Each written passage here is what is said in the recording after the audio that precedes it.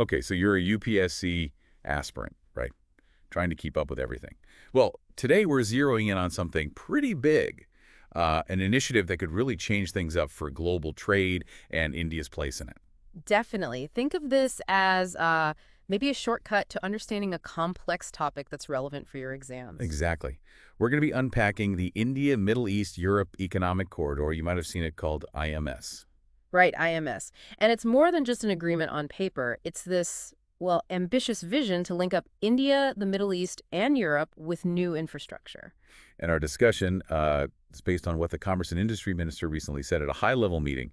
That info comes straight from the Press Information Bureau, the PIB. Which, as you know, is a key source for UPSC prep. Absolutely. So our mission today is to break down what IMS actually is, what the upsides are for India, what's, holding it back potentially, and how India can, well, help make it happen. Crucial stuff for both mains and prelims. So let's get straight into it then. What fundamentally is IMS? Okay, right. So it's described as a strategic multimodal connectivity initiative. Multimodal just means it uses different types of transport, ships, trains, roads. A mix and match. Exactly. And it wasn't just floated as an idea. It got a formal launch through an MU, a Memorandum of Understanding, signed back at the G20 summit in New Delhi in 2023. And the signatories, it's quite a list, isn't it? It is. We're talking India, the U.S., Saudi Arabia, the UAE, France, Germany, Italy, and the European Union as a whole. That's a significant group pulling together. And it fits into a bigger picture, right? This isn't happening in isolation. Good point. It's actually part of something called the Partnership for Global Infrastructure and Investment, or PGII, that was launched by the G7 countries back in 2021. Ah, okay. So it's nested within that larger G7 infrastructure drive. Precisely. And there's a very clear strategic dimension here.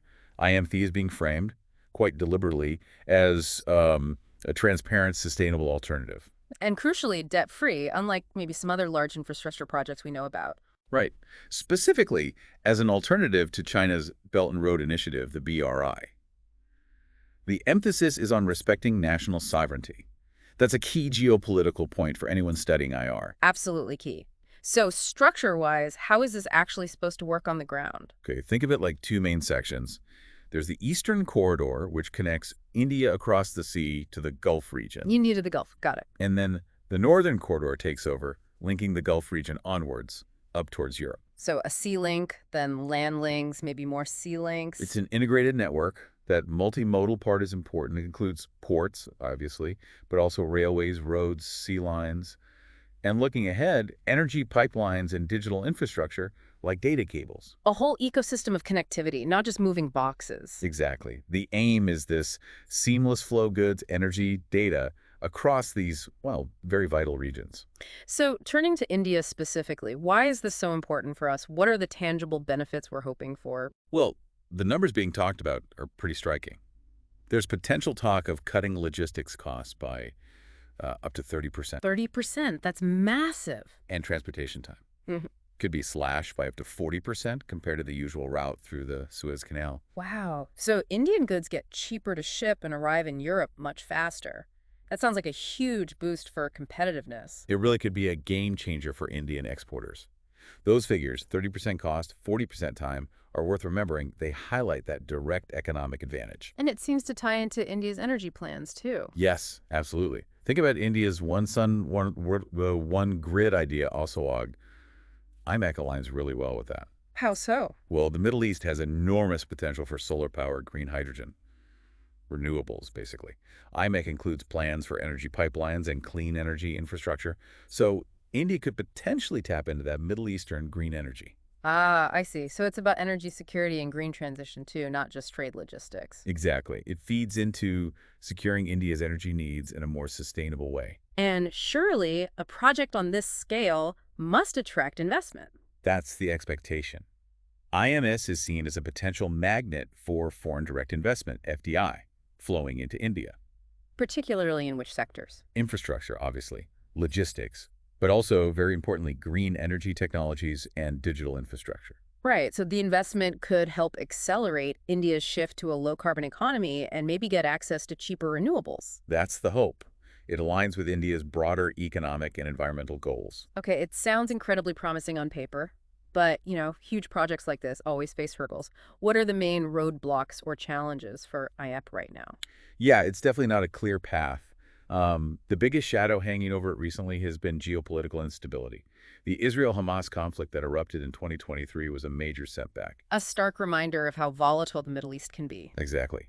And it's not just that one conflict. You have broader regional tensions, the Saudi-Iran dynamic, instability in places like Iraq, Syria. All this creates massive risks for building infrastructure and keeping supply chains secure. So, the regional politics is a huge factor. What about the money side? Is the funding secure?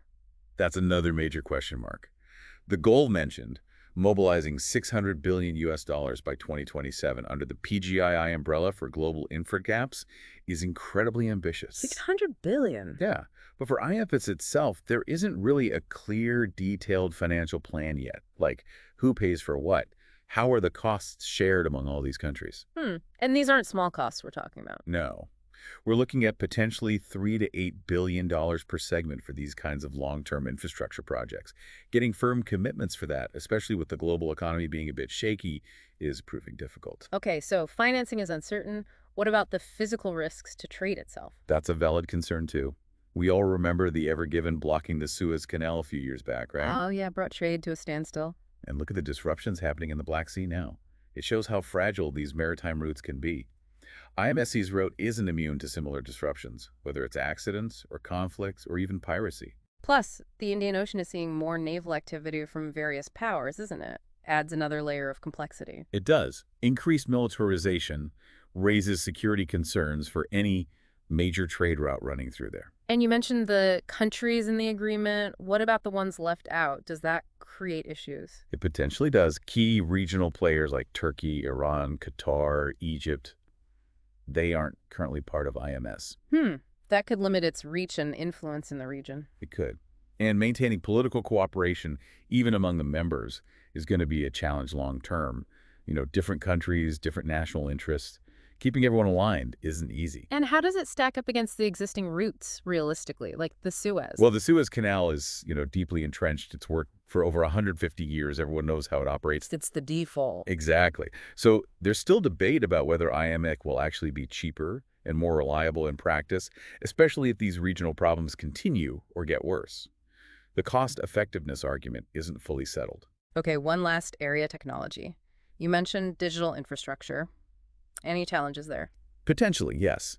Integrating things like undersea data cables across multiple countries means dealing with different technical standards, different regulations. Getting everything to talk to each other seamlessly. Right. It's complex. And then there's the cybersecurity risk. We saw with the Colonial Pipeline hack in the U.S. how vulnerable critical infrastructure can be. Securing IMEC's digital backbone will be crucial. Okay, so quite a few significant hurdles. Given all that, what can India actually do to help push IMS forward to make it work?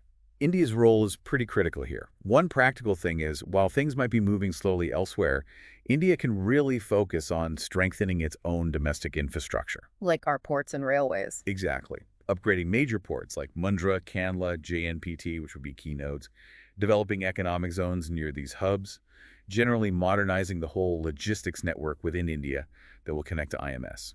So getting our own house in order, basically, making India a strong link in the chain. Precisely. It also makes India look like a more reliable part of global supply chains, which is good regardless of IMS pace. What about the procedural side, the paperwork? India can push for standardizing trade processes across all the member countries. Cut down on bureaucracy and delays. There are already things like the India-UAE virtual trade corridor. Yes, the digital corridor. That could serve as a model, maybe. Streamline things for everyone involved in IMS. And building resilience seems vital given the risks we discussed. Absolutely. India can champion adopting what are called the G20 principles of quality infrastructure investment, QEI. QAI, what does that involve? It emphasizes things like sustainability, being resilient to climate change, being adaptable if geopolitics shift, building things right from the start, basically. Which might also attract more private investment. Exactly. If the projects are seen as high quality and sustainable, it could help bring in public-private partnerships, maybe green finance, which would ease the funding pressure on governments. And on the security front, dealing with those regional threats. India needs to use its diplomatic muscle. Push for stronger security cooperation within groups like the Indian Ocean Rim Association, IORA, or the Gulf Cooperation Council, GCC. Work together to protect the corridor from piracy, terrorism, cyber threats. A collective security approach. Yes. And finally, India's tech strength. Right, the digital side. India really has an opportunity to lead here. Promote things like UPI for payments across the corridor. Invest in those undersea cables. Push 5G deployment. Support e-commerce and smart city ideas along the route. Use tech to knit it all together. So a multi-pronged strategy for India: infrastructure, processes, resilience, security, and tech. That seems to be the way forward. Now, before we wrap up, it's really important for you listening, preparing for UPSC, to see IMEC in a wider context. That's a great point. IMEC isn't the only connectivity project India is involved in. It's part of a much bigger picture. Right. You need to be aware of other initiatives, too, like the International North-South Transport Corridor, the INSTC. Yes, the one aiming to link Russia down to India through Iran. And the Chabahar Port project in Iran, which is hugely strategic for giving India access to Afghanistan and Central Asia, bypassing Pakistan. Very important. And then there are eastward projects, too.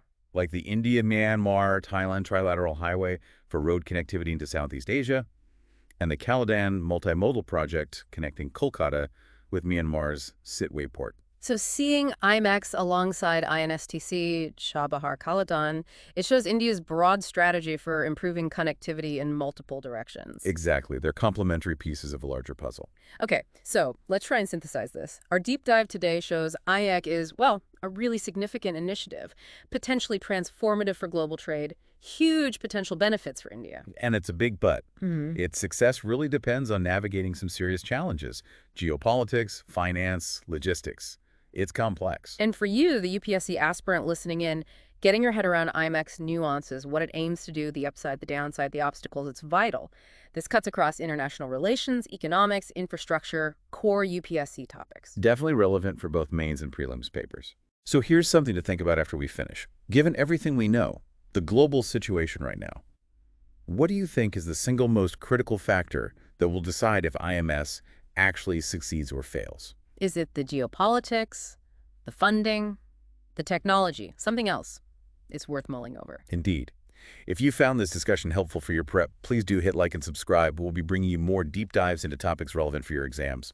And do leave a comment below if you have more questions about IMEC or perhaps specific angles you'd like us to explore further. We do read them.